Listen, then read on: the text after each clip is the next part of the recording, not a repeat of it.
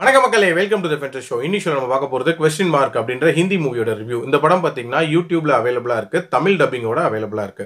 இந்த படத்தில் அதா சர்மா தான் லீட் கேரக்டர் ப்ளே பண்ணியிருக்காங்க. இந்த படம் ஒரு ஹாரர் மூவி, அதுவும் ஒரு காட்டு பகுதிக்குள்ள குரூப் ஆஃப் ஃப்ரெண்ட்ஸ் போறாங்க. அங்கே நடக்கக்கூடிய அமானுஷங்கள் அப்படின்ற மாதிரி தான் இந்த கதை நகருது. ஆக்சுவலாக அதே காட்டு பகுதியில் பல வருஷங்களுக்கு முன்னாடி ஒரு பிரிட்டிஷ் ஃபேமிலியும் போயிருப்பாங்க. அவங்களுக்கும் நிறைய விஷயங்கள் அந்த காட்டு பகுதியில் நடந்திருக்கும்.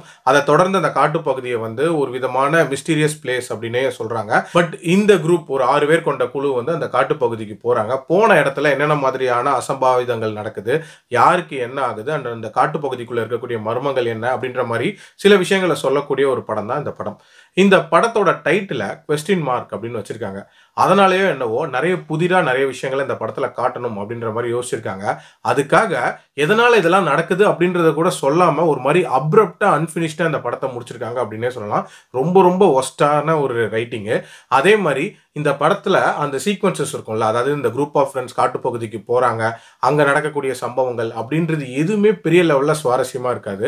அட்லீஸ்ட் ஹாரர் ஜென்ரேஷன் அப்படின்றதுலயாவது ஏதாவது பயமுறுத்திருப்பாங்களான்னு கேட்டீங்கன்னா சுத்தமா பயம் அப்படின்ற ஒரு விஷயம் இல்லவே இல்லை அப்படின்னே சொல்லலாம். ஒரே ஒரு மேட்டர் இந்த படத்துல இன்ட்ரெஸ்டிங்கா சொல்லியிருப்பாங்க அப்படின்னா, அதாவது ஒருத்தர் தூங்கும் போது சுத்தி இருக்கிறவங்க எல்லாரும் இறந்து போவாங்க அப்படின்ற மாதிரியான ஒரு மேட்டரை சொல்லியிருப்பாங்க. பட் அது எதனால நடக்குது அப்படின்ற அந்த ரீசனிங் இருக்குல்ல, அதை சொல்லாதனால அந்த விஷயமும் ஒரு அப்ரப்டா முடிச்ச மாதிரியான ஒரு விஷயமா தான் இருந்துச்சு. டோட்டலா இந்த படம் எதுக்கு எடுத்தாங்க அப்படின்ற மாதிரியான காரணமே புரியல. சிம்பிளி வேஸ்ட் அப்படின்னு தான் நான் சொல்லுவேன்.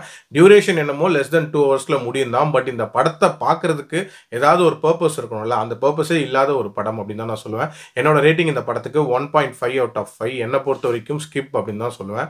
அடல்ட் கண்டென்ட் எல்லாம் இல்லை, பட் ஸ்டில் இந்த படத்தை பார்க்கறது உங்களோட விருப்பம். மீண்டும் அடுத்த விமர்சனத்தில் சந்திக்கிறேன். நன்றி, வணக்கம்.